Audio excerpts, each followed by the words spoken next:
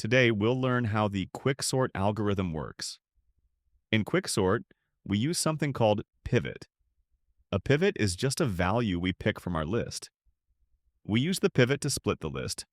Everything less than the pivot goes to left side and everything greater goes to the right. First, pick a pivot from the list. Most of the time, it's the last element, so I'll pick 5 and place a pointer j at the first element. For now, we won't place I, so just leave it for now. Then, compare j and the pivot. If j's value is bigger than the pivot, just increment j. If j is smaller than the pivot, increment I, then swap the values at I and j, then move on. Once j reaches the end, place the pivot at the I plus 1 position, which is after the I value. Now I'll show you how this works with an animation. There won't be any voiceover, just watch how the numbers move.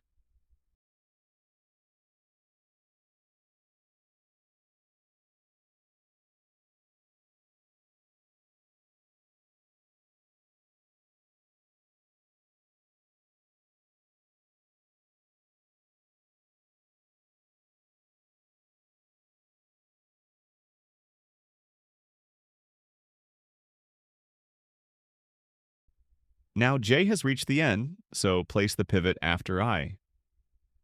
Since QuickSort is recursive, keep running QuickSort on the left side and right side.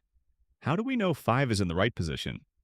All values on the left side are smaller than 5, and all right side values are bigger than 5. This is how QuickSort works. Thank you.